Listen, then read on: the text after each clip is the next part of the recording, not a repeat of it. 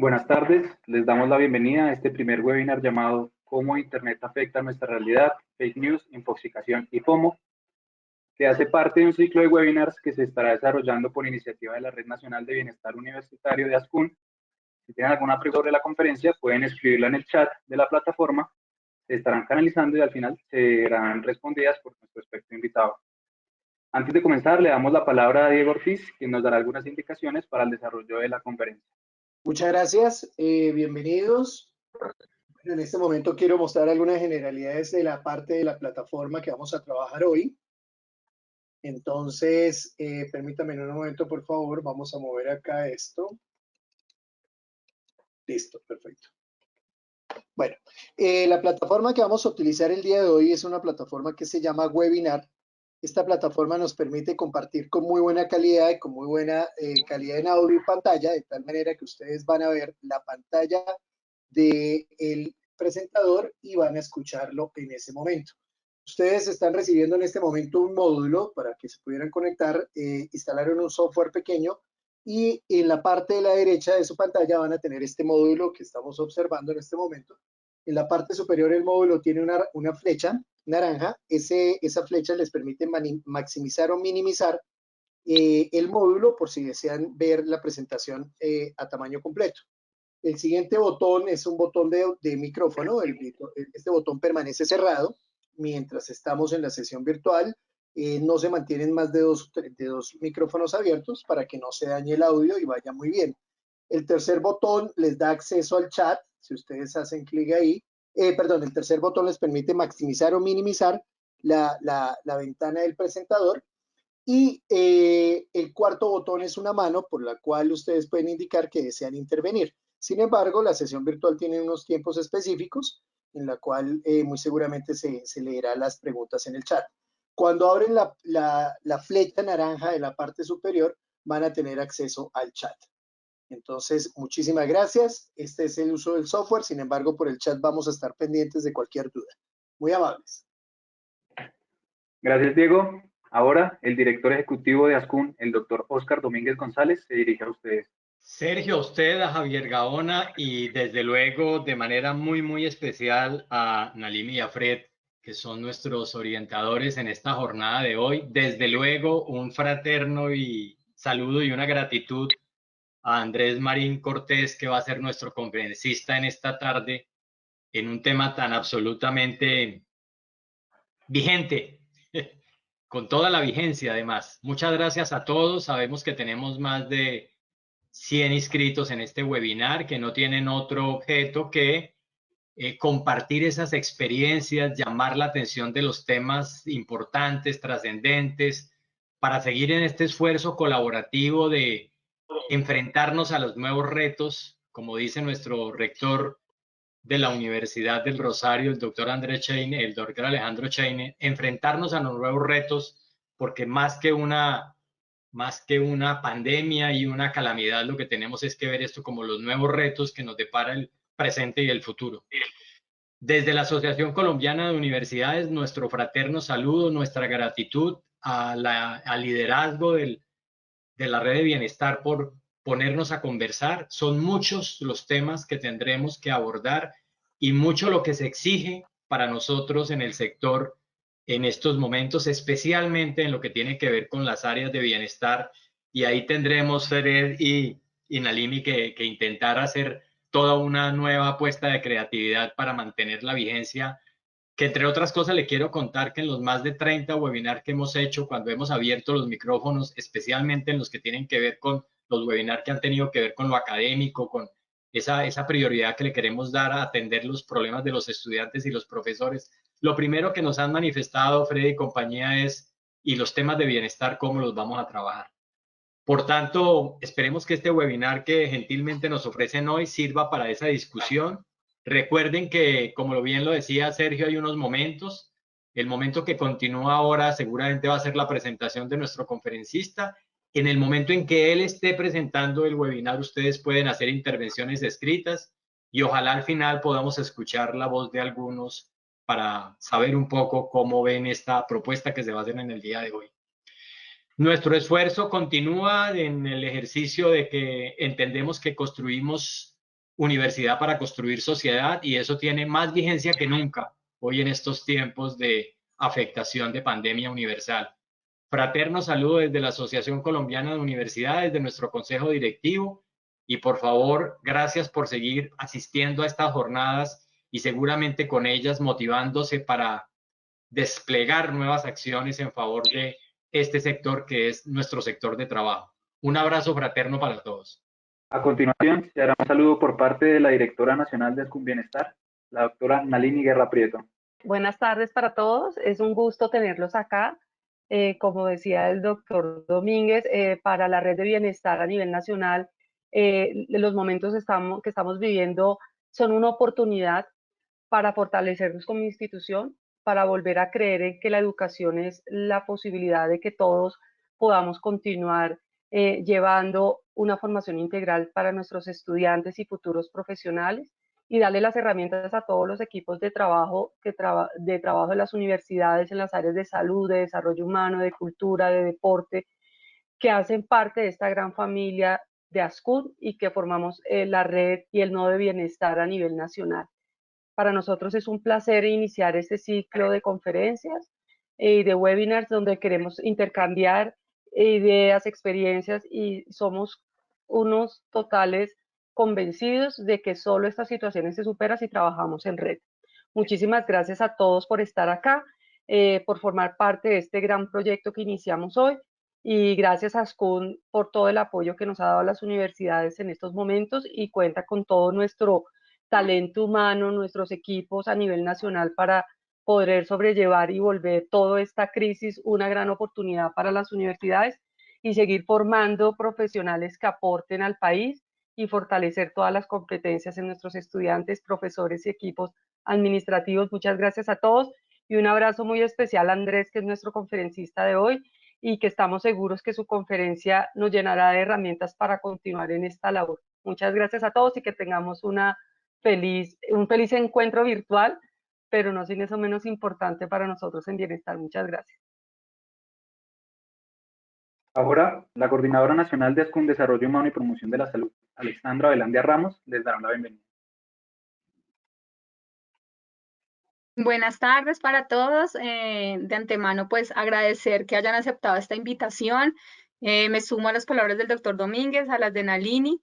Efectivamente, acá estamos pensando en cómo reinventarnos, cómo responder a estos retos que nos enfrenta la situación actual, y queremos aprovechar el día de hoy para, de manera formal, contarles que vamos a tener un ciclo de webinars, como ya les hemos ido adelantando, en los que hemos ido identificando a través de las diferentes áreas que conforman la red de bienestar, de deportes, cultura y desde luego desarrollo humano, esas necesidades y esas preocupaciones de los equipos y de las instituciones, de los estudiantes y de todos los miembros de la comunidad educativa, y hemos propuesto una serie de temáticas que iremos reforzando y fortaleciendo con los expertos que se unan y que se sumen con las instituciones que nos han ofrecido también sus herramientas, y compartir esas buenas prácticas que seguramente son tan necesarias y van a resultar tan útiles en estos momentos. Entonces, el día de hoy, agradecerle pues a Andrés a haber aceptado nuestra invitación. Consideramos que vamos a hacer una excelente apertura y una motivación para que sigan conectándose con nosotros. Vamos a procurar hacer los encuentros por lo general los viernes, pero el que sigue, como el viernes es festivo, vamos a tenerlo el 30, ya recibirán el comunicado de cada uno con el tiempo necesario para que planifiquen sus tiempos. El jueves 30 vamos a estar ya con el siguiente webinar en el que abordaremos cómo fortalecer el sistema inmunológico por medio de las artes. Acá tendremos a un experto que se llama Roberto Robles Castillo, del Nodo Occidente, el director del Observatorio Cultural Santiago de Cali, de la Universidad Santiago de Cali. Posteriormente, el 8 de mayo, hemos confirmado ya la Universidad del Área Andina, que va a acompañarnos con herramientas de felicidad y bienestar en tiempos de crisis. Acá vamos a tener a una experta que es la directora de gestión de felicidad de la institución, Valentina Marín, y a Jaime Casas, que es el director del área de bienestar universitario de la Fundación Universitaria del Área Andina. Tenemos también dentro de la lista temas como salud mental en tiempos de pandemia, donde la Universidad de Antioquia nos va a acompañar, vamos a tener convivencia con personas con trastornos mentales en tiempos de coronavirus, cocina para subir el estado de ánimo, vamos a tener cómo enfrentar pérdidas sentimentales como consecuencia de la pandemia, cuidado y manejo de mascotas, por ejemplo, en tiempos de pandemia, han sido temáticas que han surgido de las mismas instituciones y que a través de sus líderes de las áreas de deportes, de cultura, pues desarrollo humano hemos ido recogiendo. Procuraremos que estos webinars, además de la participación que ya manifestaba el doctor Domínguez, tengan un componente también de cultura, un componente del área deportiva que ya son sorpresa y ya irán viendo cómo se van desarrollando para integrar los diferentes elementos del bienestar. Entonces, muchas gracias por este espacio, por la oportunidad y feliz inicio de webinar. Muchas gracias a todos. Sergio, qué pena, no te escuchamos. Perfecto. ¿Listo? Recuerden que si tienen preguntas, las pueden hacer a través del chat de la plataforma. Iniciamos la conferencia ¿Cómo Internet afecta a nuestra realidad? Fake News, Infoxicación y FOMO, a cargo de Andrés Marín Cortés. Él es psicólogo, magíster en psicología, director de Psicoredes, investigador asociado a Conciencias, docente de la Facultad de Psicología de la Universidad San Buenaventura, estudiante de doctorado en Ciencias Sociales de la Universidad de Buenos Aires, Argentina, y ha realizado diferentes investigaciones en las que se encuentran grupos de apoyo online y duelo, emociones y social media, ciberbullying entre adolescentes, uso de las TIC en niños y adolescentes, y celos de pareja y usos de Facebook. Gracias, doctor Andrés Marín, por compartir su experiencia y su conocimiento en esta conferencia virtual.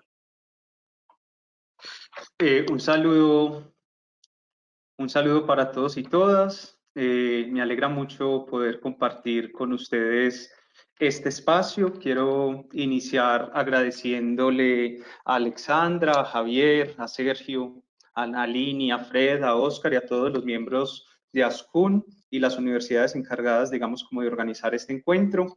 Yo estoy muy contento de poder compartir con ustedes algunas ideas, pero sobre todo de poder tener un intercambio al final de mi presentación. Quiero, digamos, como comenzar parafraseando las palabras de Nalini y también de Javier, cuando mencionan que esto es, por supuesto, un momento de crisis, pero que podemos convertir en una oportunidad, es decir, una oportunidad para crear cosas nuevas, para conectar con otras personas, para poder encontrar salidas, digamos, que antes no habíamos imaginado. Así que yo me sumo como al espíritu de pensar esto de cara al futuro, como en términos de soluciones. Así que bueno, quiero agradecerles la invitación y a todas las personas que en este momento están conectadas, con las que, bueno, podemos intercambiar algunos mensajes al final de la presentación. Esta primera parte, que durará media hora, será una parte en la que yo dedicaré a introducir el tema. Voy a contarles un poco cómo llegamos a este asunto de etiquetar ciertas cosas que hacemos en Internet, como fake news, infoxicación o FOMO, y voy a explicar un poco el contexto en el que esas cosas emergen. Para la segunda parte de la presentación, que serán los 20 minutos restantes, después de un par de intervenciones que también se harán por parte de ASCUN, yo les voy a contar qué podemos hacer y cómo se explica esto en el marco de las ciencias sociales. Así que, como toda historia, uno más o menos imagina cómo va a terminar esa historia, ese es, digamos, como hacia dónde nos vamos a dirigir, pero uno no sabe muy bien qué caminos va a recorrer, y esa es pues mi tarea durante esta presentación. Para comenzar, quiero brevemente contarles que yo soy un psicólogo social que se dedica a trabajar en el campo de la ciberpsicología, tanto en docencia como en investigación e intervención psicosocial, es decir, pienso con otros colegas temas clásicos de la psicología social, como la comunicación, la interacción, las emociones, y otros que han venido apareciendo con el auge de las redes sociales, las tecnologías digitales, etcétera, todo en el marco de las formas como nosotros nos relacionamos con otras personas a través de medios digitales y con las tecnologías digitales per se. Así que bueno, con ese contexto vamos a darle inicio entonces a esta presentación.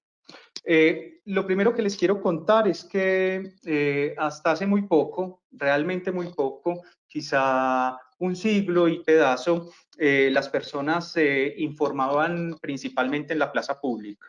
Es decir, iban al baile, iban al parque, estaban en la alcaldía, afuera de la iglesia, y ahí se informaban, comentaban, charlaban, interactuaban con otras personas y se enteraban de lo que pasaba, hasta hace muy poco tiempo.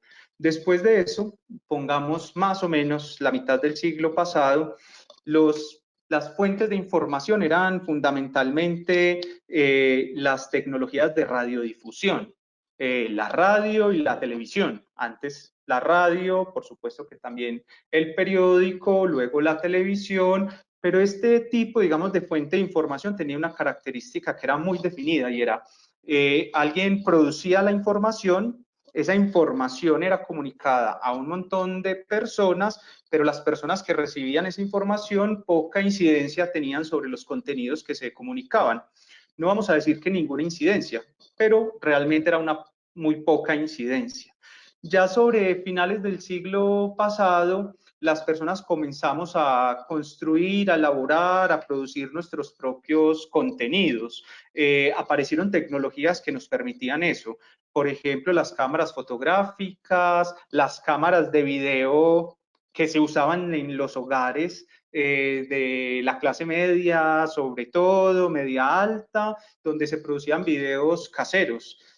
Sin embargo, todavía en la década de los 80 había un experto que se encargaba de producir ciertos contenidos y ese experto era un experto bastante creíble. Entonces, por más que en las casas hubiese cámaras fotográficas, si había un evento especial, como por ejemplo un matrimonio, la primera comunión, el cumpleaños número 80 de la abuela, bueno, cualquier cosa, se contrataba a un fotógrafo profesional o se contrataba a un videocamarógrafo. Entonces, finalizando el siglo pasado, como que la producción de los contenidos, todavía esos especiales estaban destinados, digamos, como para un experto.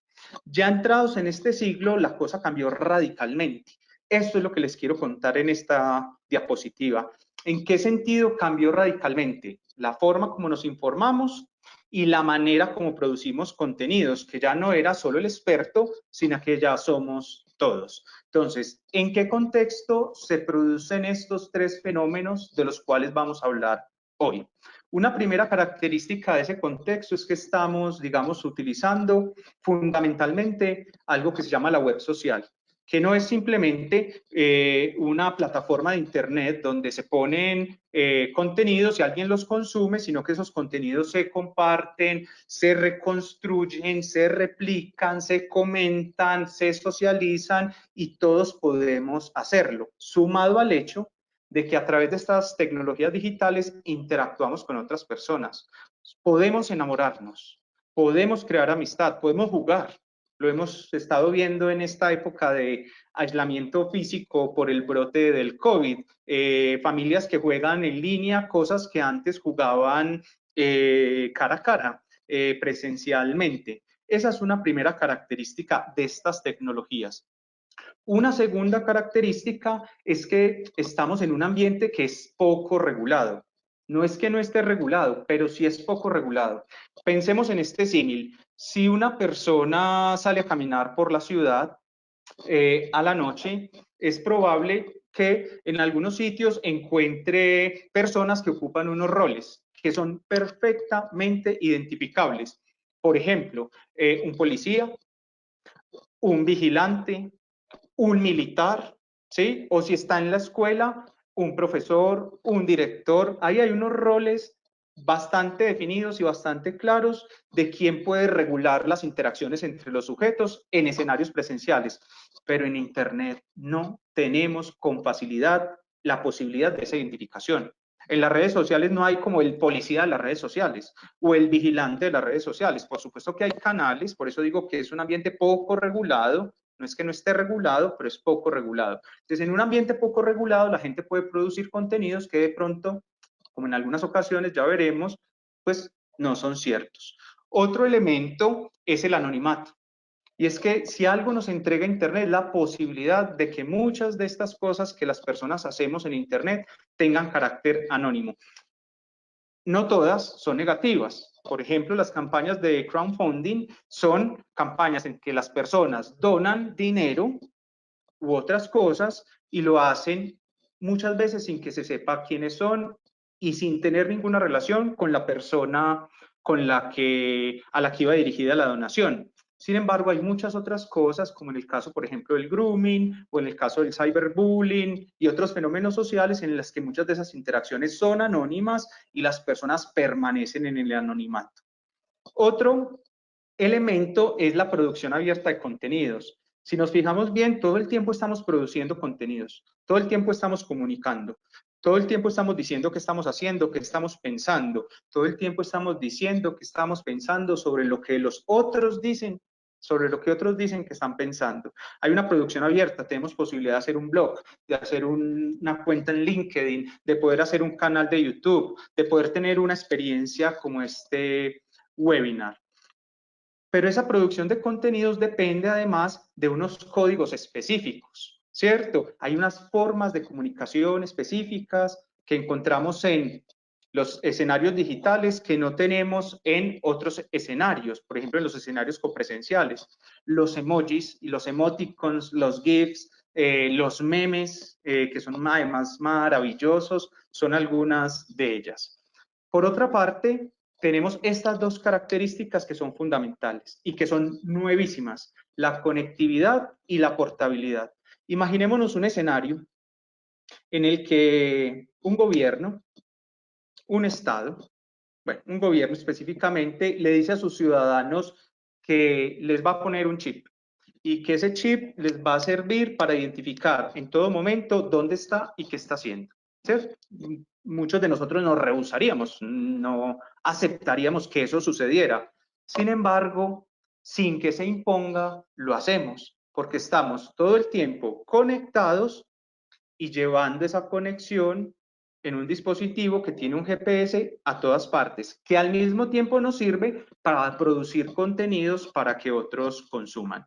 Y el último elemento de este contexto es esta pregunta. ¿Se trata de democratizar la comunicación o es la muerte del experto? Se trata de que todas las personas que antes no tenían voz la tengan, como por ejemplo las denuncias de violencia de género en escenarios como por ejemplo Hollywood, donde antes de Internet no eran tan visibles, o en otros escenarios también bastante estructurados, o se trata de la muerte del experto, donde todos podemos decir lo que pensamos, aun cuando no tengamos un conocimiento profundo sobre el tema. Pues bien, creo que este último elemento es más una pregunta que yo espero que al final pues cada uno de nosotros pueda tomar partido sobre cómo la responde.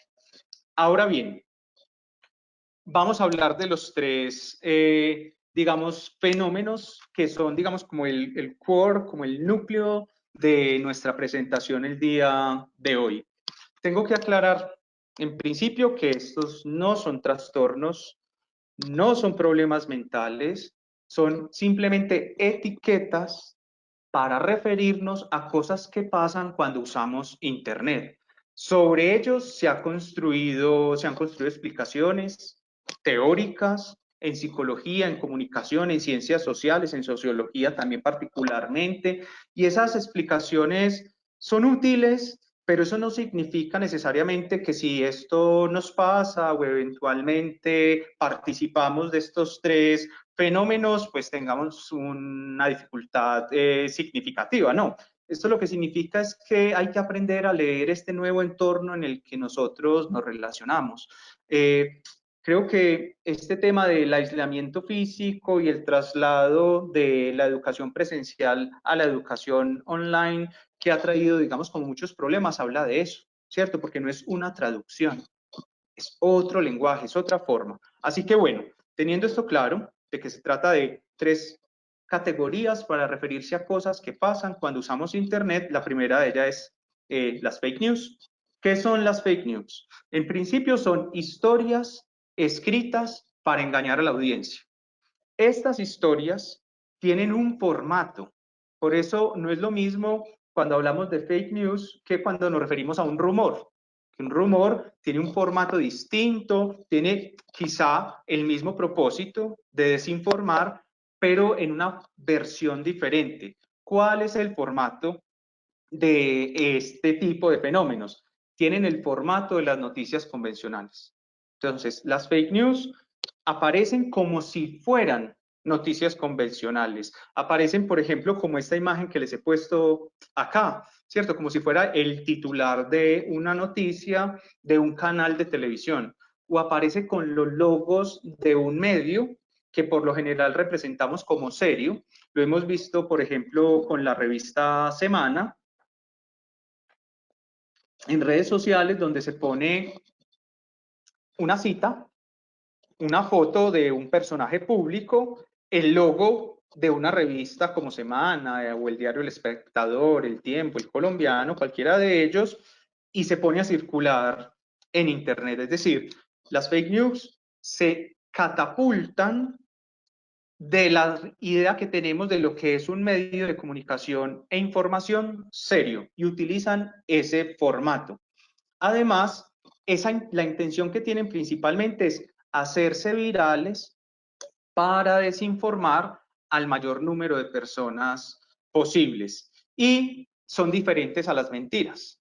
¿En qué sentido? Conceptualmente hablando, en que una mentira lo que se propone es ocultar la verdad, mientras que lo que se propone en las fake news es escribir algo para engañar con base en datos que pueden ser parcialmente ciertos o totalmente falsos, ¿cierto? Con una estética particular, ¿cierto? Como el que tienen las noticias, digamos, convencionales que pretenden hacerse virales.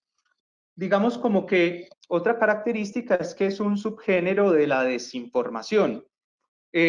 No significa esto que hayan aparecido las fake news con Internet, no. Lo que significa es que Internet ha posibilitado que estas noticias falsas se viralicen, lleguen en tiempo real a un montón de personas que antes, si hacían un panfleto, un volante con una información que no era cierta, pues por supuesto que no iba a llegar a tantas personas. ¿Cuál es el problema con este fenómeno? Uno de los problemas con este fenómeno es que puede, digamos, favorecer un fenómeno muy negativo para la democracia y es la polarización política. Este título que les pongo acá en la pantalla es un título publicado en la revista Nature sobre la influencia de las noticias falsas en Twitter durante la elección presidencial de los Estados Unidos en el 2016. Esta investigación que les recomiendo presenta, digamos, como unas relaciones, digamos, causales entre personas de centro izquierda que utilizan Twitter en Estados Unidos o que utilizaron durante la elección presidencial y personas de derecha que utilizaron Twitter durante el mismo periodo. Lo que encontraron y se reporta acá en la investigación es que gran parte de los contenidos de las personas de centro izquierda que fueron analizados, en especial estos tweets, se correspondían con datos veraces, se correspondían esos datos con hechos, mientras que la información que divulgaron en ese entonces estas personas en Estados Unidos que eran de derecha, ¿cierto? O particularmente republicanos, eran fundamentalmente noticias falsas. No quiere decir con esto que fueran creadas necesariamente por estos usuarios de Twitter. Lo que quiere decir es que quizá como Internet funciona como una cámara de eco, es un fenómeno maravilloso Internet. Y con Internet no es que veamos el mundo completo. El concepto de cámara de eco lo que nos dice es que Internet es más como un reflejo de lo que uno es. Cuando hablamos específicamente de redes sociales digitales y en realidad muchas de estas tecnologías que utilizan algoritmos, incluso Netflix, ¿cierto? Es decir, uno lo que se ve es a sí mismo fundamentalmente, porque una manera de mantenernos conectados es que nosotros logremos interesarnos en los contenidos que aparecen. Y una buena forma en que el algoritmo asegura que nos interesemos es presentándonos cosas semejantes a las que ya vimos antes. Si yo soy un consumidor de noticias relacionadas con un cierto tema, pues mis redes sociales me presentarán a mí información relacionada fundamentalmente con ese tema. Por eso digo que en este caso no es que todas las personas de derecha, de acuerdo con esta investigación en los Estados Unidos, no, crean noticias falsas. No, lo que quiero decir es que quizá las reproducen, ¿cierto? Las reprodujeron porque esos contenidos se asemejaban a otros contenidos que antes habían visto. Les recomiendo buscar este estudio, además es de acceso abierto y está muy bien elaborada esta investigación. Y finalmente, ¿cierto? El otro problema, uno era la polarización política y el otro problema de las noticias falsas es que pueden incidir en la reducción de la efectividad de programas de salud. Hay investigaciones sobre la relación entre noticias falsas y movimientos antivacunas, de personas que están realmente convencidas y utilizan datos y citan fuentes que no son veraces, en las que dicen por qué, por ejemplo, no deberíamos de vacunar a los niños y a las niñas, ¿cierto? Entonces, la reducción de la efectividad de programas de salud, digamos como que es uno de los fenómenos más preocupantes de esta dispersión de este tipo de noticias. Entonces, pretenden desinformar, utilizan el formato de las noticias convencionales, genera problemas como la polarización política y la reducción de la efectividad de programas de salud. El problema no es que sea nuevo, sino la forma como se hacen virales. El otro concepto es el concepto de infoxicación, que es un concepto que se puede parecer al de fake news, pero no es exactamente el mismo, que se refiere fundamentalmente a un exceso de información provocada por la profusión de contenidos. Este exceso de información puede ser veraz, puede corresponderse esos datos con los hechos, pero también puede ser falsa. Recordemos cuando comenzamos con todo este asunto del aislamiento físico y las noticias anteriores, incluso con el COVID, había un montón de información. El tema con la infoxicación es que genera por un lado estrés, ansiedad, confusión en las personas y que además, ¿cierto?, está relacionado con otra etiqueta que es la cibercondría, que es la búsqueda de diagnósticos, tratamientos, medicamentos, que antes solo podíamos, digamos, como saber si íbamos al médico, ¿cierto? Y ante tanta información genera confusión y posibles problemas de salud física y mental. Acá, digamos, como que los límites están entre la exhaustividad y la relevancia, porque mucha de esta información puede ser cierta, insisto, veraz, pero ¿qué tanta de esa información es relevante? Quizá muchas de las personas que ahora están viendo esta presentación, en principio, con esta situación que tenemos, se sentían angustiados, confundidos, preocupados, después de haber visto durante horas enteras información relacionada con el COVID, vacunas, métodos de prevención, tratamiento, el número de muertes, etcétera. La infoxicación, digamos, como está relacionada con una creencia que lleva a una práctica, ¿cierto? Y es pensar que leer todos los inputs es más informativo, cuando a veces, tal vez es al contrario, reducir el número de fuentes, curar las fuentes, hacerle curaduría a las fuentes y ver solamente durante un tiempo información relacionada con un tema que nos interesa. Esta creencia, ¿cierto?, de que entre más inputs, más información, no es una relación directa. Por otro lado, tenemos que Internet nos ofrece múltiples fuentes. Hay un montón de fuentes, ¿cierto? Entonces tenemos todos los periódicos en línea, tenemos la radio en línea, tenemos las redes sociales, tenemos grupos de WhatsApp donde todo el tiempo alguien está mandando información. Y no es, digamos, un asunto únicamente de personas poco formadas académicamente o desinformadas, no. Muchos hemos caído en información que no es cierta o hemos estado, digamos, como ya saturados de información y no sabemos realmente cuál es el aprendizaje que queda o el conocimiento que adquirimos, pero también se debe a que estamos accediendo a múltiples fuentes de manera permanente.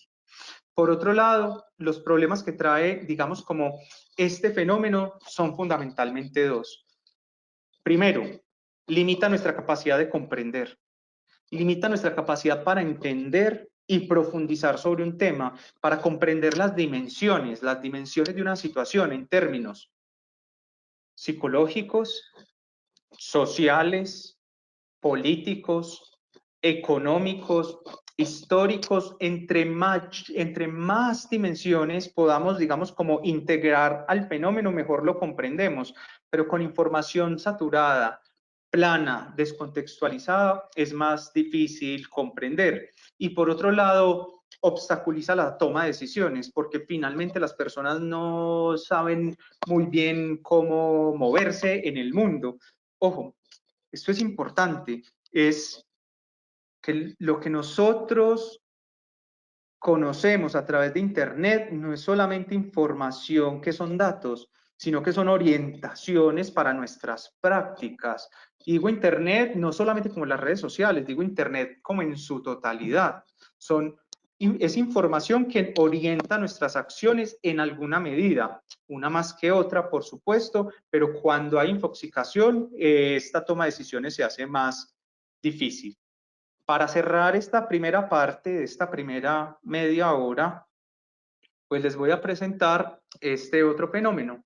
Es un fenómeno bastante estudiado en los últimos años por la ciberpsicología, que es el fenómeno del FOMO.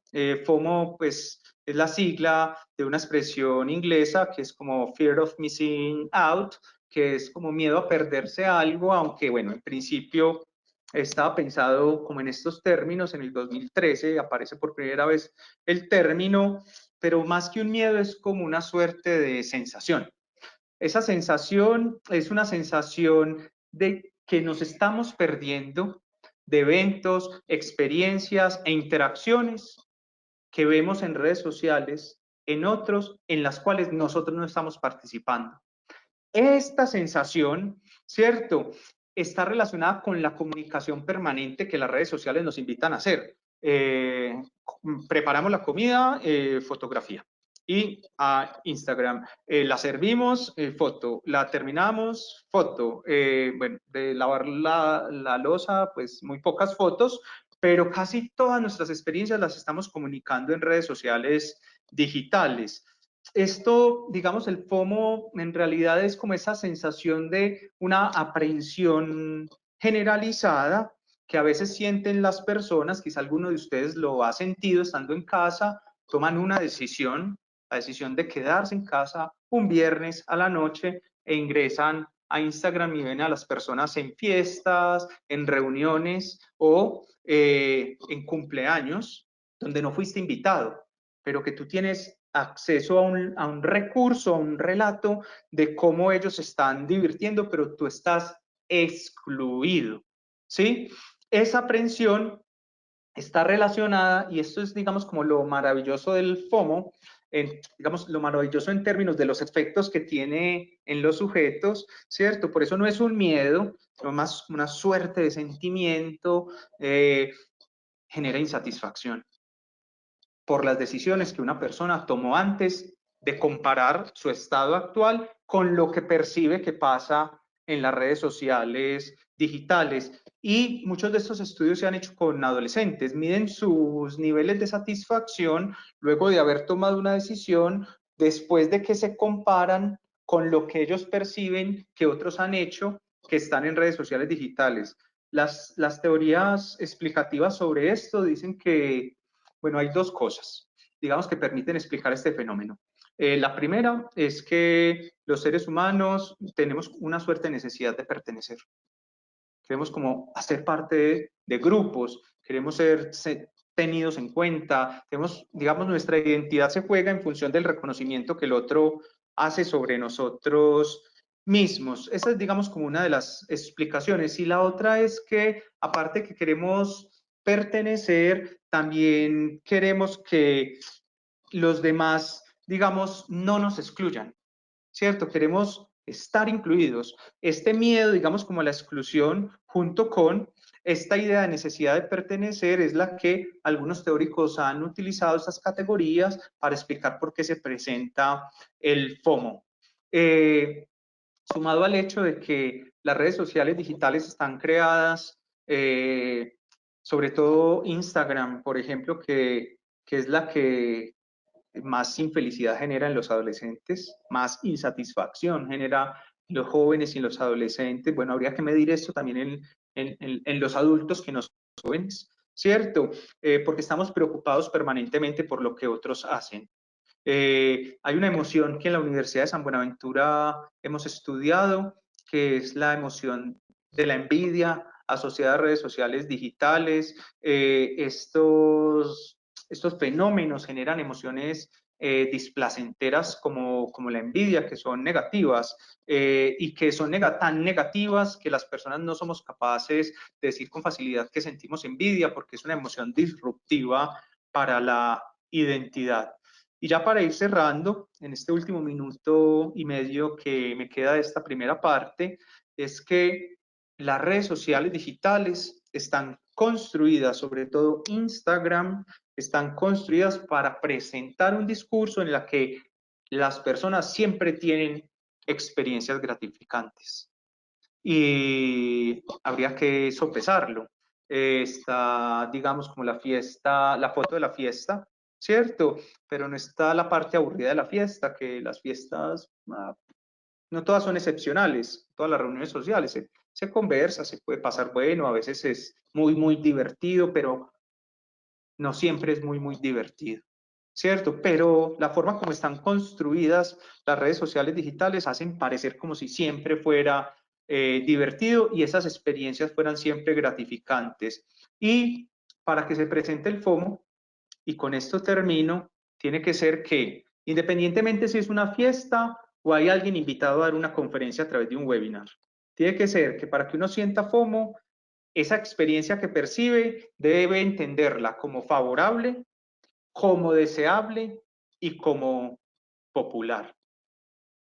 Fake news, infoxicación y FOMO, tres fenómenos que determinan cómo entendemos nosotros qué es la realidad cuando utilizamos tecnologías digitales. En la segunda parte vamos a poder conversar sobre qué podemos hacer y cómo se explica esto desde el campo de la psicología y las ciencias sociales. Muchas gracias por atender a esta primera parte. Gracias, Andrés. Así termina la primera parte de la conferencia. Ahora, el Coordinador Nacional de Ascondeporte y Actividad Física, Fred Asprilla Coronado, nos mostrará algunas de las acciones que viene desarrollando Ascondeporte desde la virtualidad. Bien, buenas tardes a todos. ¿Cómo les ha ido? Un agradecimiento a Ascun por estos espacios que son bastante enriquecedores. Saludos a toda la comunidad Ascun. Nosotros desde Bienestar, específicamente desde los nodos de Bogotá y los nodos de todas las regiones del país, los 6 nodos, hemos venido teniendo reuniones virtuales donde primero lo que hicimos fue compartir un poco las experiencias después de este mes que ya llevamos de cuarentena para determinar, bueno, cómo le ha ido a cada universidad en sus experiencias. Entonces, lo primero que hicimos fue retomar un poco la parte virtual, mostrarnos, mostrar a la gente que sepan que nosotros estamos con ustedes, que vamos a estar permanentemente cerca. Inicialmente hemos montado videos virtuales de condicionamiento físico muy suave para la gente, apoyados en las universidades que han trabajado estos temas, y a través de encuestas con las universidades para saber cómo están en sus trabajos. Vamos a montar 4 temas grandes, un tema de videos para personal administrativo con pausas activas, otro entrenamiento para estudiantes, otros temas ya teóricos en parte en cuanto a la academia como tal, y poder tener ese crecimiento en todas las áreas que componen nuestras actividades de bienestar y de deporte específicamente. Esto lo hemos venido haciendo primero pensando en que nosotros, el bienestar es el soporte más fuerte ahorita que tienen los chicos para poder salir de sus rutinas. Yo hablaba con los entrenadores y les decía, hombre, ustedes son el elemento más importante porque el chico tiene que desahogarse, los administrativos tienen que desahogarse, tienen que hacer esas pausas para poder tener unos espacios de relax, ya que este confinamiento nos obligó a bastante tiempo de estar sentados. Entonces, por esa razón, nosotros primero vamos a establecer parrillas semanales y segundo, vamos a también crear nuestros webinars con parte de los que somos parte en este momento, el primero que tenemos. Vamos a estar ya con los webinars y ahorita les vamos a mostrar un video de pausas activas, que es algo de lo que hemos venido trabajando desde nuestras plataformas de Ascundeportes, la plataforma de Hércules.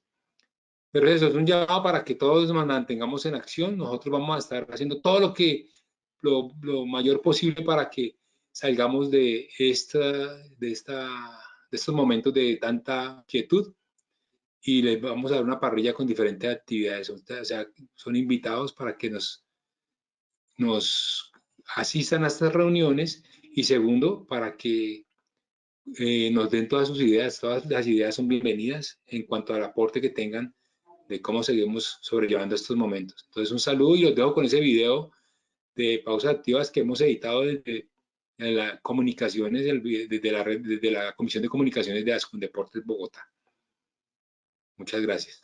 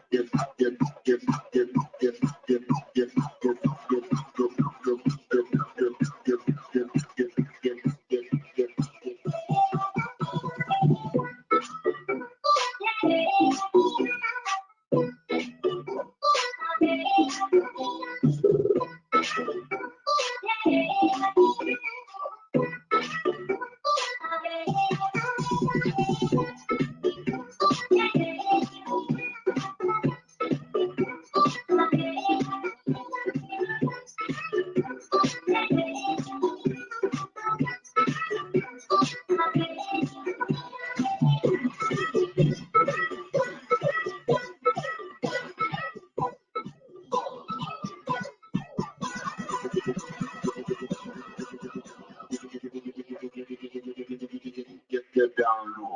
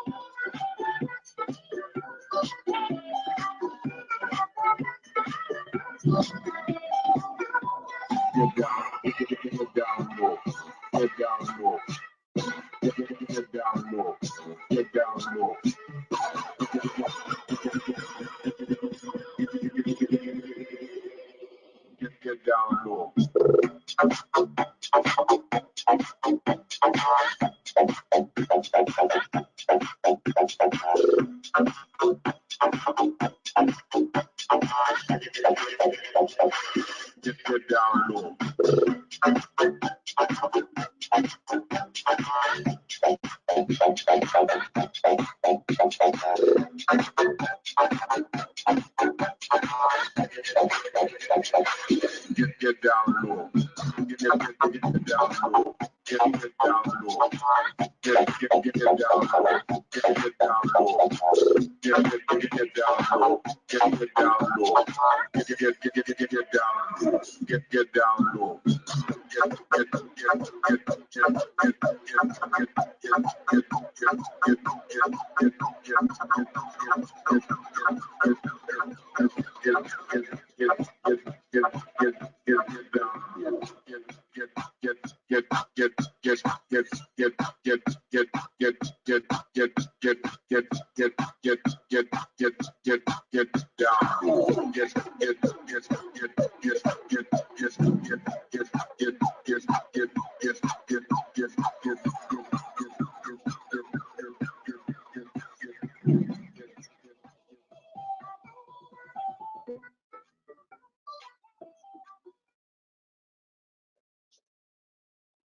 Recuerden que si tienen alguna pregunta, la pueden hacer en el chat de la plataforma.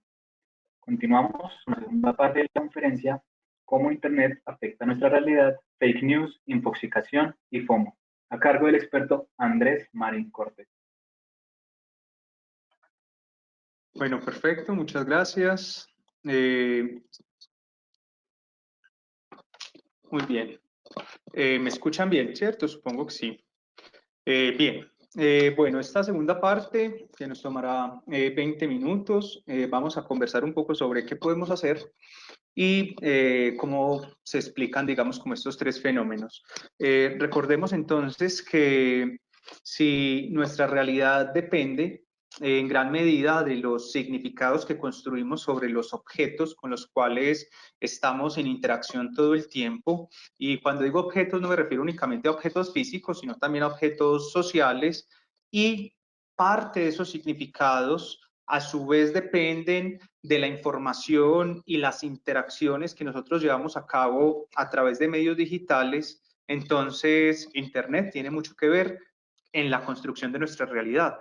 El tema acá es que estos tres fenómenos de los que hemos hablado, fake news, infoxicación y FOMO, en muchas ocasiones no se corresponden con los hechos.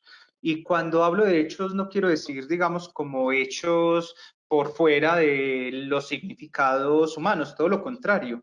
Lo que digo es que esas dos cosas están, digamos, como imbricadas. Sin embargo, hay cosas que pasan, ¿cierto? Y hay cosas de las cuales tenemos evidencia, y la evidencia no es individual en este caso, es social, es colectiva, es científica. Hay cosas de las cuales nosotros podemos, digamos, dar cuenta. La forma de nuestro planeta, la efectividad de ciertos tratamientos médicos, los hallazgos de la ciencia, etcétera. Ahora bien, trascendiendo, digamos, como esta discusión, vamos a ver entonces si podemos combatir o no podemos combatir estos tres fenómenos, el FOMO, la infoxicación y las fake news. En principio, digamos como que una recomendación es que nosotros podamos analizar críticamente los contenidos de noticias. Este análisis crítico no necesariamente es un análisis escéptico, ¿cierto? Ahí hay que distinguir una cosa de la otra, sino un análisis crítico que nos permita a nosotros, por ejemplo, comparar fuentes o contrastar datos. El tema con esto es que no se presenta de manera espontánea. El análisis crítico requiere, ¿cierto?, de que el pensamiento crítico se produzca en escenarios donde junto con otros podamos pensar de esta manera. He acá la importancia de la escuela en el sentido amplio, ¿cierto? El colegio, la universidad. He acá la importancia de los medios de comunicación tradicionales y la forma como comunican las noticias. He acá la importancia de encontrar medios alternativos que nos permitan contrastar y desarrollar un pensamiento crítico, que de esto es ideología, que no, ¿cierto? Si será del todo cierto este audio, que me llegó, donde me decían que el COVID-19 era un virus creado en un laboratorio y que tenía además una mezcla del VIH y bueno, quizá algunos de ustedes lo escucharon y quizá algunos de ustedes lo reprodujeron, ¿cierto? Entonces, lo primero es un análisis crítico de los contenidos, pero para poderlo hacer necesitamos espacios donde se desarrolle el pensamiento crítico. Y la escuela es la institución fundamental llamada a eso. Segundo asunto, ¿cierto? Confirmar las noticias y evitar difundir aquellas que sabemos que son falsas. En muchas ocasiones lo sospechamos, pero no confirmamos y aún así lo difundimos. El tema de las noticias falsas, al igual que el tema del cyberbullying, está bastante estudiado entre quienes la producen y quienes la reciben. Lo mismo pasa con el ciberacoso, pero está poco estudiado entre quienes observan y difunden los contenidos, tanto en un fenómeno como en el otro. Acá todos tenemos, digamos, como una responsabilidad con respecto a la información que nosotros comunicamos, a los contenidos que nosotros transmitimos. Otro elemento, ¿cierto?, es aprender a diferenciar entre la información y la persuasión. Y aprender a leer, digamos, como el lenguaje de las redes sociales y aprender a entender el lenguaje de los memes. Hay un actor y hay una actriz que han aparecido en un montón de memes donde se dice que son los hijos de tal o la hija de cual, o que es un médico que está luchando contra el coronavirus, o que es una profesora, ¿cierto?, que hace su trabajo y que nadie le reconoce. Y aparecen un montón de memes. Y hay personas, por ejemplo, que desconocen quiénes son esas dos personas, ese actor y esa actriz, y difunde la información sin antes confirmarla, pero es simplemente, ni siquiera es fake news, es simplemente un elemento gráfico que pretende ser gracioso en muchas ocasiones. Entonces, hay que distinguir entre información y persuasión, ¿cierto? Que un mensaje, un contenido, una comunicación sí nos ofrezca información y no únicamente nos trate de persuadir, como ocurre, por ejemplo, con la publicidad en última instancia. Por otro lado, es muy importante distinguir entre los hechos y la ficción. Y si bien toda realidad es un relato, como decía yo ahora, ¿cierto? Hay relatos que se corresponden con hechos que se pueden confirmar. Hay relatos que otros están dispuestos a verificar si es así o no es así, a poner a prueba. Esa es la diferencia entre la ciencia y la pseudociencia. Y es que la ciencia siempre se está criticando a sí misma, siempre se está cuestionando, siempre se está validando, mientras que la pseudociencia, al igual que la ficción, se está reproduciendo y se está recitando y se está autoconfirmando y no tiene, digamos, como otras dimensiones de la realidad que permitan o no validarla. Si hay algo dinámico realmente, digamos, como en nuestra cultura, es justamente la ciencia. Lo que sabemos hoy sobre la biología, lo que sabemos hoy sobre la química, lo que sabemos hoy sobre la química, no es lo mismo que nos decían hace un siglo. Sin embargo, hay muchos otros discursos que todavía se enseñan que lo que se han hecho es como autoconfirmar. Eso no pasa en la ciencia. Entonces es una buena forma de distinguir entre los hechos y la ficción para evitar caer, digamos, como en estos tres fenómenos. Otro elemento es reducir los canales de información. Reducir los canales de información puede ayudar a evitar la intoxicación.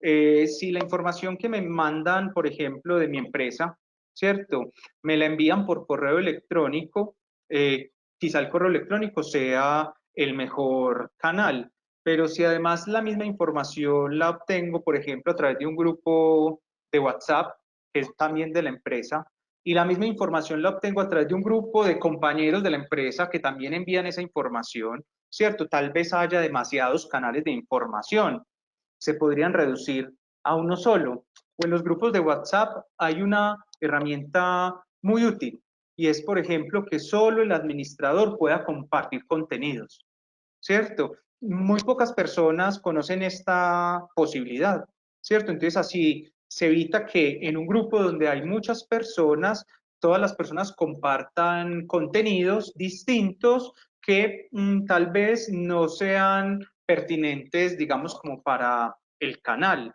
Entonces, esta herramienta en la que el administrador, solo el administrador puede compartir contenidos en las que solo uno accede a una fuente de información, no digo una, pues un par de fuentes de información que además permitan contrastar, reducir estos canales de información, además el tiempo que disponemos para acceder a las noticias, a informarnos, también puede ser una acción concreta que nos ayude a nosotros a evitar este segundo fenómeno del que hablamos. Por otro lado, desarrollar competencias digitales. Este tema, digamos, como de la ciudadanía digital, de la netiqueta, de las formas de interacción digital que tienen que ver con lo que comunicamos y la forma, no es tan sencillo de aprender si no encontramos los espacios para discutir, conversar, mirar alternativas sobre qué significa vivir en Internet. Esos espacios hay que gestionarlos en nuestras universidades, en nuestros lugares de trabajo, en nuestra casa. Hay un ejemplo que a nosotros en Psicorredes nos gusta poner cuando damos, digamos, como las conferencias en las empresas y tratamos estos temas, y es que cuando uno mira La noche estrellada de Van Gogh, una foto en blanco y negro, uno identifica que es La noche estrellada, uno puede saber qué es esa obra, que se trata de esa obra, pero tiene menos matices que cuando uno ve La noche estrellada de Van Gogh a color. Uno puede ver más matices, ve su riqueza, pero una cosa muy distinta es verla en el museo. Hay muchísimos más matices porque además hay un ambiente, tal vez, bueno, como nos pasó a muchos, nos imaginamos una obra grande, pero es una obra pequeña. Además hay otros elementos como otras personas que están esperando verla o sacarse una foto. Es decir, son como 3 dimensiones de la obra con matices distintos. Ahora, si trasladamos esto a la forma como nos comunicamos en Internet, hay comunicaciones que están muy bien hacerlas por chat. O sea, es decir, como que en el chat funciona bien. Pero si la comunicación requiere detalles, si la comunicación requiere matices, explicaciones, puede haber preguntas, respuestas que no estaban planeadas, lo mejor quizás sea una llamada telefónica. Y si se trata, digamos, como de temas sensibles que pueden, digamos, encrispar la relación, el vínculo, ponerlo en riesgo, o que simplemente no se deben hacer a través de canales digitales, lo mejor es encontrarse con la persona y tener una conversación cara a cara. Ahí hay 3, digamos, matices distintos para tratar un tema. Una de las competencias digitales, además de identificar cuáles son los contenidos que nosotros a los cuales queremos acceder para informarnos, también está, digamos, también está resuelta por vía de qué producimos y qué comunicamos. Entonces, y a través de qué canal. Definitivamente por el chat es como la obra de Van Gogh a blanco y negro, tiene menos matices en comparación con una conversación cara a cara, donde uno puede tener gestos faciales, hacer acentuaciones, tener entonaciones, interpelar al otro. Y este asunto de las competencias digitales, de la ciudadanía digital, puede ayudarnos a que los jóvenes, los chicos, nosotros mismos podamos, digamos, como hacer cosas para frenar estos 3 fenómenos de los cuales estamos hablando. Otro elemento es entender este fenómeno. A mí me encanta este fenómeno que pasa con las redes sociales digitales, porque es un fenómeno nuevo y es un concepto de la ciberpsicología. Esto no pasaba antes, digamos como, o al menos no con tanta fuerza, para no ser tan radical como ocurre con las redes sociales digitales. Es el highlight reel. en social media. ¿Qué es esto? Bueno, a los que nos gusta el fútbol, cuando no podemos ver el partido, pues ingresamos a YouTube y ponemos el Barcelona contra el Real Madrid, cualquier cosa. Y no vemos todo el partido completo, el partido ya pasó. No solemos ver el partido completo, lo que vemos es los mejores momentos. Entonces, es una reducción de lo que ocurre en el partido. Entonces, los goles, los tiros libres cercanos al área, si hubo alguna disputa, bueno, todas estas cosas. Es como lo que más le interesa al espectador. Pero no vemos, por ejemplo, el tiempo que se toman en comenzar el pitazo inicial o el tiempo que se toman en hacer un cambio, que a veces se toman bastante tiempo, o todo el tiempo que se demoró en llegar el carrito con la camilla a la mitad de la cancha. Vemos los mejores momentos, vemos el highlight, vemos lo resaltado, el carretel resaltado, lo mejor que pasó. Pues las redes sociales funcionan de la misma manera, sobre todo Instagram, ¿cierto? Lo que vemos es como lo mejor. Vemos la foto en la finca, la foto donde no estuvimos invitados, o vemos la foto en la fiesta, ¿cierto? De la cual estuvimos excluidos o no quisimos ir, ¿cierto? Pero no vemos, por ejemplo, el trancón antes del peaje. A mediodía, en un auto sin aire acondicionado, ¿cierto? O no vemos, por ejemplo, en esa fiesta que dos personas que estaban ahí sonriendo y salen en la foto no se simpatizaban o tuvieron una tensión hace unos días, ¿cierto? Solo vemos los mejores momentos. Eso no está mal. Lo que quiero decir con esto es que si entendemos que este es el lenguaje que se usa, ¿cierto? En las redes sociales digitales tal vez no se produzca el FOMO, tal vez no terminemos sintiéndonos insatisfechos por la decisión que tomamos o simplemente no nos genere aprensión el hecho de que no podemos estar invitados a todos los escenarios o tal vez se reduzca, porque esto es cierto, cuando digo es cierto, está investigado, tal vez se reduzca la envidia producto de que ya no está tan fuerte el proceso de comparación social. La base de la envidia está puesta sobre dos formas de razonamiento. Una es una comparación social, y eso es lo que nos permite hacer las redes sociales digitales, y lo otro es una percepción de injusticia. Aun cuando en términos fácticos no haya injusticia, pero entendemos que es injusto. Este proceso de comparación social se puede reducir cuando entendemos el lenguaje de Instagram, o el lenguaje de TikTok, o el lenguaje de Facebook, que es simplemente el lenguaje del highlight reel. Este es un fenómeno, digamos, como muy interesante, que ha sido muy estudiado por la ciberpsicología en los últimos años. Por otro lado, curar y filtrar los contenidos, hacerle curaduría a los contenidos que consumimos. Eso es fundamental, ¿cierto? Es decir, poder ser críticos, verificar las fuentes y mirar que los contenidos que consumimos, no solo los que compartimos, sino los que consumimos, son contenidos que tienen calidad, ¿sí? Y por último, ¿cierto? Un uso controlado de las redes sociales. Hay relaciones investigadas entre FOMO y problemas y uso problemático de Internet o de tecnologías digitales. Hacer un uso controlado de Instagram, no tener las redes sociales activadas en el smartphone. Yo sé que suena raro y que es como casi que decir como algo que va en contravía de la propuesta, porque la propuesta es que estas redes sociales estén acá. Por eso hablábamos al principio del contexto, de la portabilidad y la conectividad. Nunca antes había pasado. Y les insisto, si nos dijeran, de ahora en adelante les vamos a poner un chip para saber dónde están todo el tiempo y todo el mundo tiene que registrar dónde está con una foto, nadie accedería. Pero un uso controlado de las redes sociales puede ser una manera de combatir estos tres fenómenos. ¿Qué nos dicen, digamos, como los grandes modelos teóricos sobre estos asuntos? Por un lado, pues Byung-Chul Han, un filósofo, pues como, yo diría como el filósofo pop contemporáneo, él y Slavoj Žižek, como que se compiten en este puesto, son muy, bueno, y Darío Strasrider, son muy interesantes, no digo que no, mi crítica no va dirigida hacia allá, de hecho ni siquiera es una crítica, menciona que el poder contemporáneo es un poder seductor, que a diferencia del poder de hace un siglo, que era un poder, digamos, que estaba puesto sobre el cuerpo, que lo encerraba, que lo encapsulaba, que lo aislaba, este poder deja el cuerpo libre, pero coloniza la subjetividad.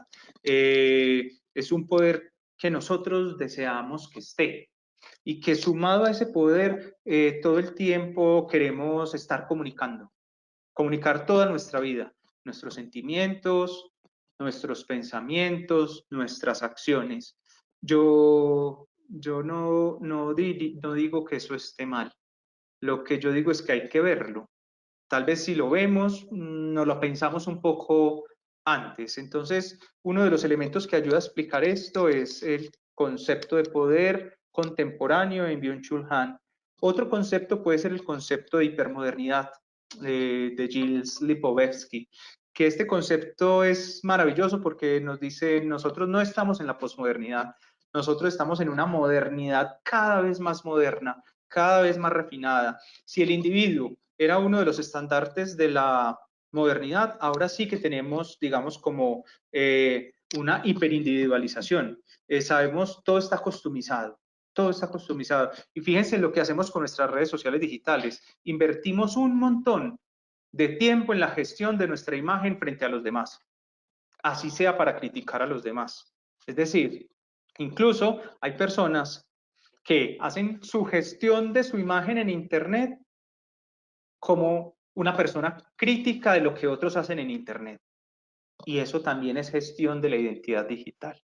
Eso también es una forma de presentación digital que esperamos que un público responda favorablemente, con comentarios, con likes, con emojis, con la validación de esa crítica. Todos lo hacemos. Cuando digo todos, es todos los que estamos inmersos en el uso de estas tecnologías, porque también vale la pena decir, con esto último voy a ir cerrando, vale la pena decir que esto también se trata de un tipo de sujeto particular, por lo general un sujeto de ciudad, con acceso a tecnologías de unos ciertos sectores socioeconómicos, no es la realidad de todas las personas en el mundo, eso clarísimo, pero es la realidad de muchas personas en el mundo.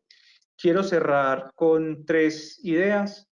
La primera idea es de Paula Sibilia, que dice que lo que ahora tenemos es como un despliegue de la extimidad, que antes lo que era íntimo ahora lo ponemos afuera, y que estamos siempre esforzándonos en hacer eso, como la revista Time del 2009, que en su portada en el personaje del año no traía a nadie, traía un espejo.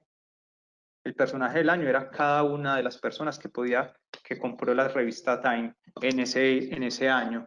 La otra idea es la de Joaquín Line, que dice que no, lo que tenemos es más una multimidad, no una extimidad ni una intimidad, sino una multimidad que permite, digamos, como un control horizontal y vertical, por una parte, y por otro lado, la idea de mi tesis doctoral que estoy escribiendo en este momento, y es que no es cierto que nada sea privado, que hay fenómenos que nos dicen que hay cosas que queremos mantener privadas, solo que los límites entre lo público y lo privado, que antes primero estaban muy demarcados en la modernidad, ahora están difusos y por otro lado se han desplazado. Bueno, hasta acá la presentación, espero que les haya servido de algo, les haya informado, les haya dejado preguntas y si hay algún comentario, alguna inquietud, pues estoy muy abierto a leerla, a escucharla y a responder. Muchas gracias. Les dejo unas referencias acá en la presentación. Gracias, Andrés. Ahora entramos al espacio para responder las preguntas que nos puso la conferencia. El tema de fake news. Dice, ¿de qué manera se puede ayudar a los adultos mayores a entender la importancia de no creer en todas las noticias que aparecen en redes sociales, ya que la mayoría está aprendiendo cómo funcionan las redes sociales y no distinguen si es falsa o verdadera? Muy bien. ¿Les parece si recogemos algunas o vamos respondiendo una por una? ¿Cómo les parece mejor? Una por una está bien. Listo, perfecto. Bueno, yo creo que no es solo un asunto de los adultos mayores. Por supuesto que muchas personas que son adultos mayores pueden incurrir en estas prácticas, pero no solo ellos. Es decir, tengo amigos, ¿cierto?, de mi edad, algunos un poco más jóvenes, que han incurrido en estas prácticas de difusión de falsas noticias. No porque no sepan usar estas tecnologías, sino porque quizá, digamos, como que la conexión emocional con las noticias falsas es muy importante. Y a veces esa conexión emocional es la que determina, digamos, como el comportamiento subsecuente de compartir y viralizar. Sí es cierto, y agradezco la pregunta, que todos somos hijos de la época en la que nosotros crecimos. Cuando digo esto, es que lo que entendemos que es una tecnología es lo que está construido a partir de las tecnologías con las que hemos nosotros interactuado. Hace un par de semanas se publicó una infografía muy interesante sobre el uso de medios digitales según las generaciones, centennials, millennials, baby boomers, etcétera, que comparaba qué medios consumían las personas para informarse sobre el COVID o en época del COVID. Y las personas mayores, por supuesto, que el principal medio de información sigue siendo la televisión de radiodifusión. Entonces, bueno, ¿qué hacer con ellos? Lo mismo que tenemos que hacer todos, ¿cierto? Entender estas prácticas, entender su funcionamiento, juntarnos con otros para conversar sobre esto e ir modificando nuestra relación con los medios digitales.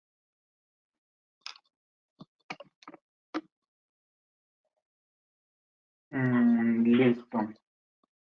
Entonces, aquí también nos preguntan, ¿cómo garantizar la gobernanza de los equipos directivos frente al exceso de comunicados en tiempo de crisis? Muy buena pregunta. Creo que es una pregunta que muchos tenemos. Yo creo que la información, digamos como que una buena estrategia es poderla ir bajando en cascada. Es una forma, ¿cierto? La otra es, como decía hace un rato, poder reducir, digamos, como los canales de comunicación y el número de comunicaciones diarias. Uno puede, digamos, como poner a circular la información y también el poder, por supuesto, de una forma en la que todos participen sin que necesariamente estén saturados. Digamos como que el dispositivo organizacional es muy interesante porque los roles ahí están muy definidos, ¿cierto? Sin embargo, las personas también hacemos con la información institucional cosas, lo voy a decir de esta manera, como creativas. Cuando digo cosas creativas es que las difundimos, las modificamos, las entendemos de unas ciertas maneras, no necesariamente equivocadas, pero una buena forma, digamos, como de poder trabajar sobre la gobernanza, digamos, en las instituciones y en los equipos directivos es tener unas muy buenas políticas de uso de tecnologías digitales. Esas políticas hay que hacerlas explícitas, hay que construirlas. Ese yo creo que es una muy buena estrategia para evitar ¿qué? Para evitar el malentendido, ¿cierto? Para evitar el rumor, que también es, digamos, nocivo en las organizaciones, para tener claridad sobre los procedimientos y que esos procedimientos sean visibles para todos, que esté a la vista de todos cómo se tomó una decisión o hacia dónde nos vamos nosotros a dirigir. Ese tipo de cosas se pueden, digamos, como ese tipo de efectos, los efectos negativos se pueden prevenir con la construcción de políticas.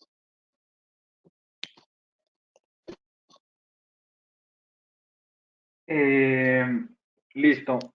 Otra pregunta. Con este confinamiento, ¿cómo se puede contribuir a la autoestima de nuestros universitarios, teniendo en cuenta el impacto del exceso de Internet, por ejemplo, Instagram? Sí, yo me pregunto una cosa, esto que voy a decir no es producto de nuestras investigaciones, así que es una opinión. me voy a atrever a dar una opinión acá. Yo creo que los chicos están aburridos. Cuando digo que yo creo que los chicos están aburridos, la interpretación que hago para dirigirme al asunto, digamos, como de la estima propia, el valor propio, la imagen corporal, etcétera, cuando digo que creo que los chicos están aburridos, y digo los chicos porque hacia allá iba la pregunta, me parece verlos haciendo un montón de cosas en redes sociales que tal vez no parecen a mi vista muy entretenidas, ni siquiera muy producidas. Yo creo que para ellos tiene mucho sentido. La gran mayoría de cosas hay cosas que son geniales, hay cosas que son de una creatividad impresionante, incluso graciosas, como estos videos que salieron de padres bailando una canción de Bad Bunny, producto de un gesto que hace una señora que aparece en TikTok, muy gracioso y todo lo que pasó después, pero con este uso, digamos, como excesivo de redes sociales digitales y su relación con la autoestima, hay muchas investigaciones y estas investigaciones señalan por una parte que los chicos encuentran que las redes sociales son canales para expresar su identidad, eso es favorable, pero también encuentran que las redes sociales, en particular Instagram, son, digamos, como tecnologías nocivas y son, digamos, tecnologías que erosionan la estima propia. Eso también está medido. ¿Qué hacer? Que es la pregunta. Tener estas conversaciones con los adolescentes, tener estas conversaciones con los jóvenes, no para decirles que no usen redes sociales digitales. Creo que por un lado eso es absurdo, imposible, ¿cierto? No me parece una tarea que tenga sentido en nuestra época, porque por ahí se comunican, se expresan, se contactan, crean, ¿sí? Pero sí sobre los límites, sobre los efectos que no son tan positivos. Estas conversaciones necesariamente yo creo que es una muy buena alternativa tenerlas con ellos en la casa, en el colegio y en las universidades. Gracias, Andrés. Entonces le voy a dar ahora la palabra a Diego, que nos va a explicar cómo funciona el tema de la mano arriba, porque hay personas que quieren preguntar. Muchas gracias. Bueno, les pido el favor a los asistentes de las personas que quieren intervenir por audio, pues alzar y hacer clic en el icono de la mano. Ya veo dos personas. Aquí vemos aquí abajo tenemos a Yasmín Urrego González. Por favor, te veo con la mano arriba, Yasmín. Y a Claudia Yepes. Por favor, abrir el micrófono, que los veo con la mano arriba, si desean intervenir por audio. Si alguien desea hacerlo, por favor, oprimir el botoncito de la mano. Sin embargo, mientras tanto, hay otra pregunta de María Camila García Estrada. ¿Crees que es posible la intervención psicosocial en la virtualidad? Sí, creo que es posible. Creo que es posible.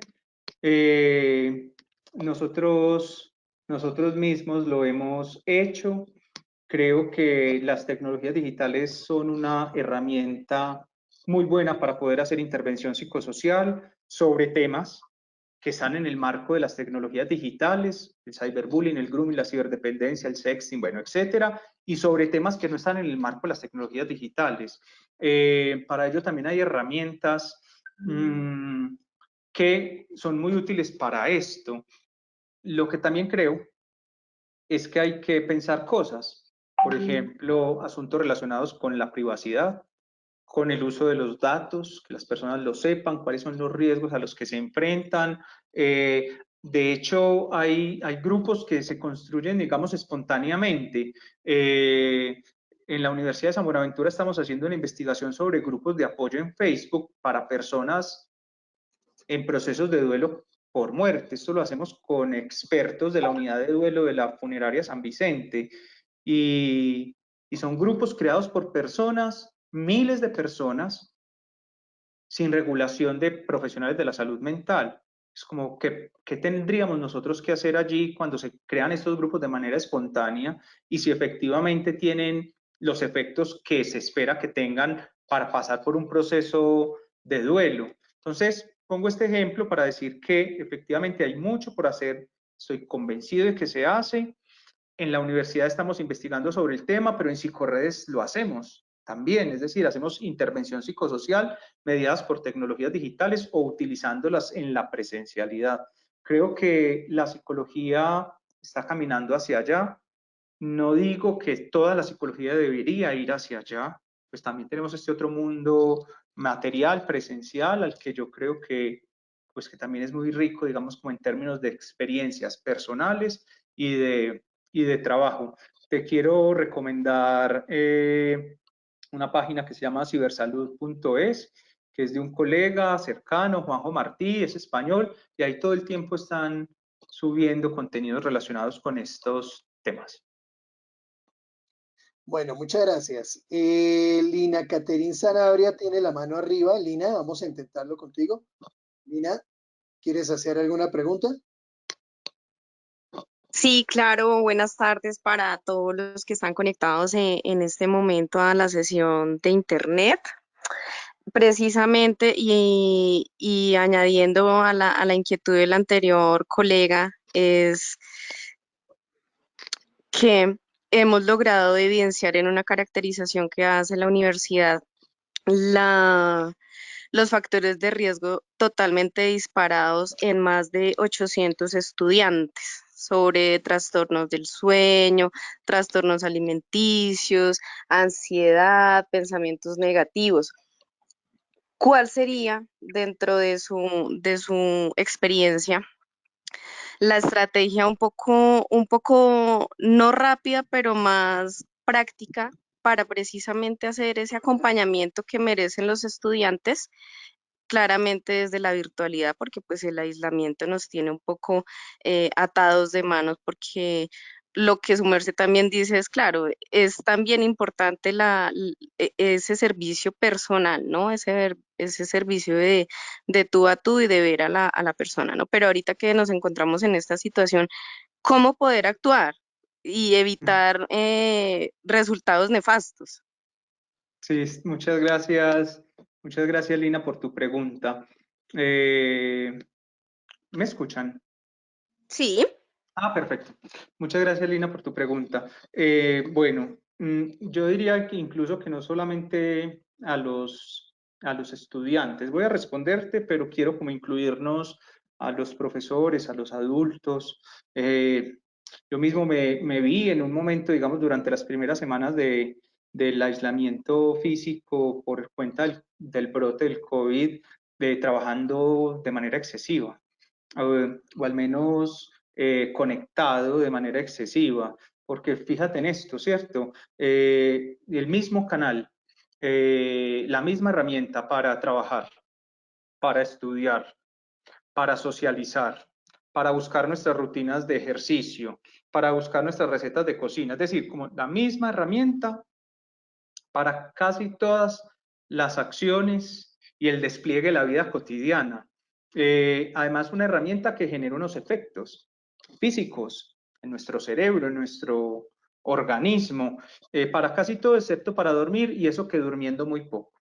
Entonces, con respecto, digamos, como al trabajo con los estudiantes en términos de bienestar universitario, particularmente, también creo que hay campañas, debería haber campañas en las que hay que invitar a la gente a desconectarse, a parar por un momento, digamos, como el uso de estas tecnologías para entretenerse, para estudiar, etcétera. Pero hay un problema, y es un problema material. El problema material no es imposible de resolver, pero es un problema, y es que se ha investigado la relación entre el uso de redes sociales como Instagram particularmente y la generación de dopamina en nuestro cerebro y la activación de nuestros mecanismos del placer que hacen que estemos a la vez todo el tiempo necesitados de estar ahí como con base en ese reconocimiento, siempre conectados. Pero una buena salida, digamos, es que las actividades se diversifiquen, ¿cierto?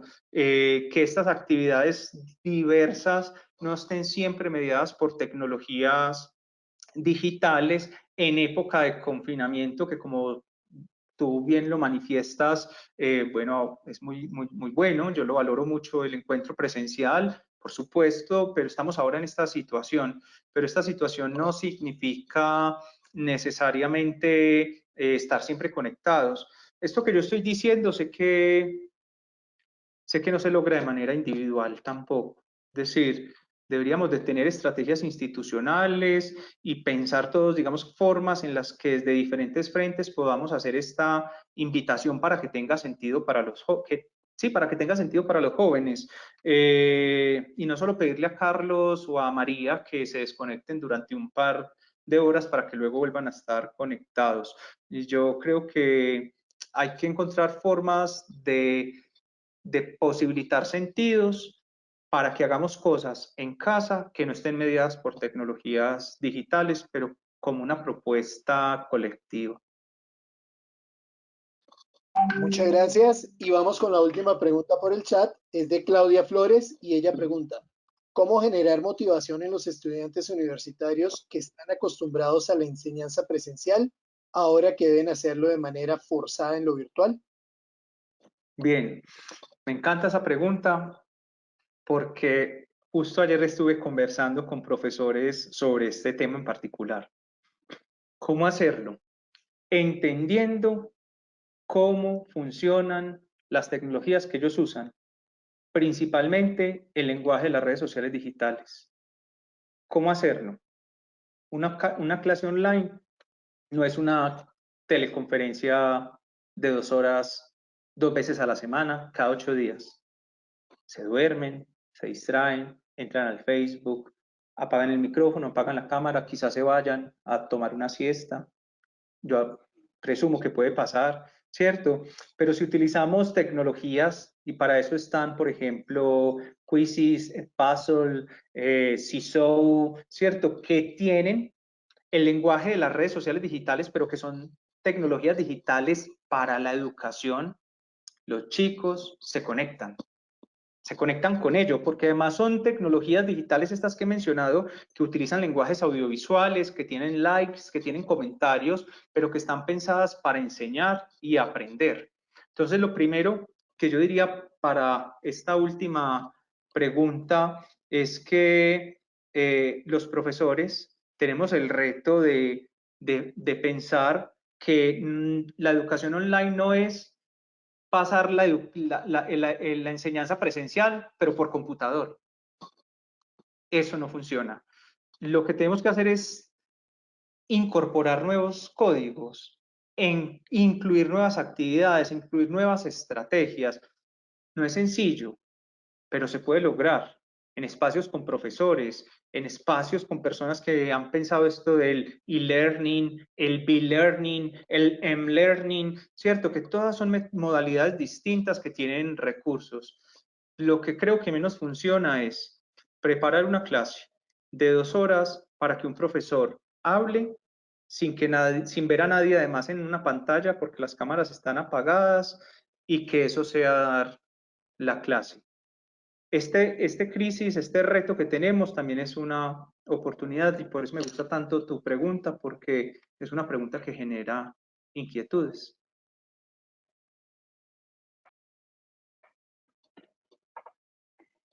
Agradecemos a Andrés por brindarnos entonces su experiencia y conocimiento en este tema. Y ahora le damos la palabra al coordinador nacional de Ascuncultura, Carlos García Quintero, que nos mostrará la experiencia cultural que se viene trabajando desde la virtualidad en las universidades. Hola, ¿cómo están? Hola, Andrés. Bueno, en la parte cultural, creo que las redes sociales no son algo tan novedoso. Creo que la parte artística y cultural, nosotros lo que hemos trabajado históricamente los artistas en este sentido, entonces tanto los muchachos como los profes y todo el movimiento cultural en general está como un poco familiarizado con este tema. ¿Qué han hecho las universidades? Principalmente, pues hemos dado clases por internet, normal, con las plataformas que existen. Eso no ha sido como mayor dificultad, por lo menos desde las universidades que he tenido reporte. Por otra parte, se han hecho muchos movimientos artísticos y creo que coincido un poco con el ponente en que la conectividad es demasiado grande y el flujo de información, especialmente en la parte artística, no solo universitaria, sino en general, se va convirtiendo como en el mejor ejemplo del hielo cuando quema, ¿sí? No solo quema el fuego. Entonces, tanto exceso de información está haciendo que uno no termine viendo absolutamente nada porque hay demasiada información ya en las redes sociales y en la web. Entonces creo que hay que buscar maneras de controlar este tipo de información y no salir como en masa a enviar cosas, porque ese exceso de información hace que haya un mar de cosas que no vamos a tener tiempo de procesar ni de ver. De todos modos, se ha hecho un trabajo muy interesante. Yo les quiero contar la experiencia personal con la Universidad del Quindío. Todo en las redes es susceptible de volverse viral. Entonces, todo comenzó con un saludo que yo envié tocando una pieza de guitarra clásica, invitando a la gente a quedarse en casa. Y luego desde la Universidad del Quindío empezamos con un profe que es ingeniero de sonido y conmigo coordinando también la parte musical y de video. Empezamos a hacer videos de los grupos representativos de la universidad. Eso dio como resultado unos videos musicales que se armaron con fragmentos que los chicos tocaban y luego nosotros uníamos a través de programas pues de edición de video y de audio y resultaba pues una obra o una canción tocada como van a ver ahorita en el video de manera individual, pero que luego a través de programas y de todo el manejo pues que se puede dar a través de internet podíamos unir y montar una sola obra musical. E incluso hemos hecho obras de arte donde los estudiantes hacen una parte del cuadro lo hace un estudiante, otra parte la hace otro estudiante, otra parte lo hace otro y luego unimos el cuadro y lo sacamos en una sola imagen. Digamos que la experiencia ha sido muy, muy chévere y hemos utilizado también herramientas. Muchas universidades las han utilizado como Facebook Live o Instagram Live, donde los artistas hacen sus presentaciones en vivo. Esto, digamos que es importante que se haga. La respuesta de la gente hasta ahora ha sido positiva, pero sí pienso en el riesgo inminente de que la gente empiece a no pararle muchas bolas a tanta publicación que hay en la red. Por otra parte, la estrategia de nosotros con los estudiantes nuestros del área de cultura en la Universidad del Quindío, los que están vinculados a los grupos representativos, es que en el momento en que ellos graban sus videos o hacen sus intervenciones musicales, están, digamos, de alguna manera desconectados de las redes porque en el proceso de aprendizaje y de grabación de las obras, pues no están en contacto con celulares ni ningún dispositivo, sino que están concentrados en aprender la música o la coreografía o lo que se vaya a realizar.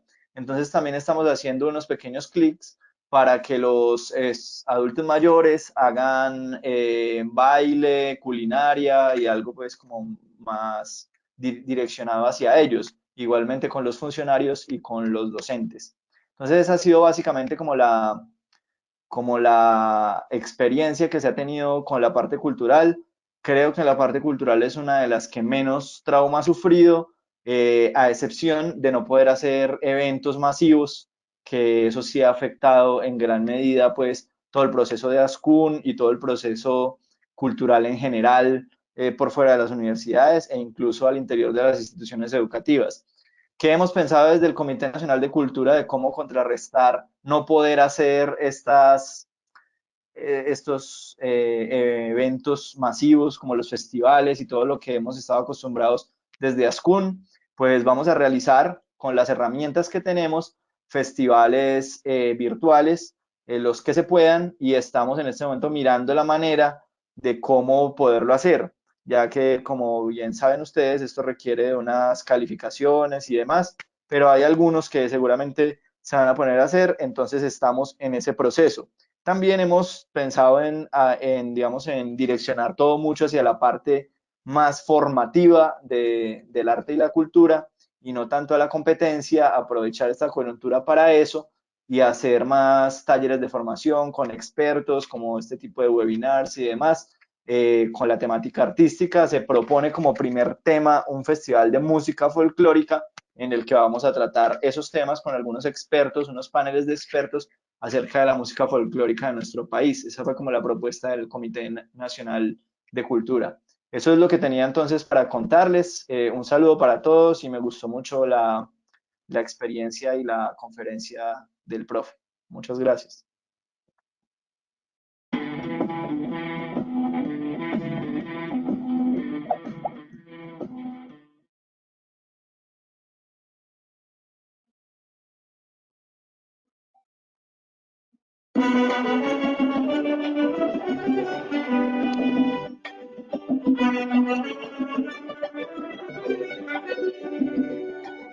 No me preguntas tan solo porque cuando de mi decisión vas a inventario sincero de tu vida y nuestra relación.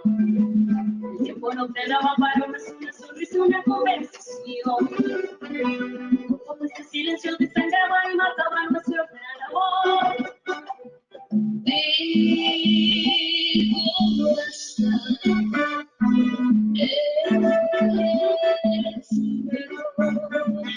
Que me diga en las esquinas un beso. Si tu mi amor no valoras como si amara una vida, aunque no fueras lo mejor, llegó el momento divino, basta. Es tu sorpresa, te pago mi dolor, cuando que mal piensa algún día acabar. No me dieron corazón para que tú lo quisieras. Es el lugar donde yo guardo el amor. Llegó el momento y hoy te digo basta.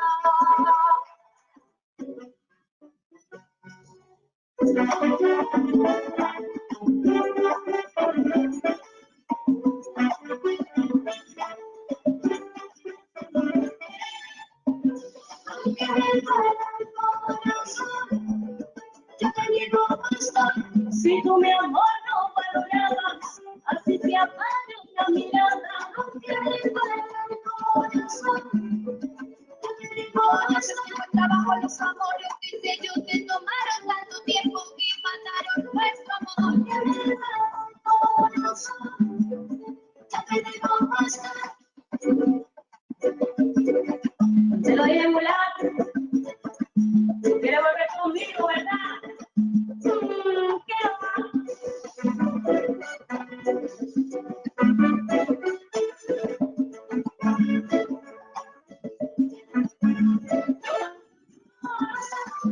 Un beso, mi amor, una sonrisa, corazón. Eres más pequeña y las cosas, solo te pedía yo. Para matar mi ilusión, olvidando los detalles que llegan al corazón. Ese cariño, ese regalo, la flor. No te sorprendas de mí, esa es mi decisión. Basta ya, basta ya, basta ya. Ahora tú llevo el control. Ahora te dejo y me voy. Si hay llamados, mentiras, tus engaños, tu traición. Y hay un amor prestado que vive hacia tu lado.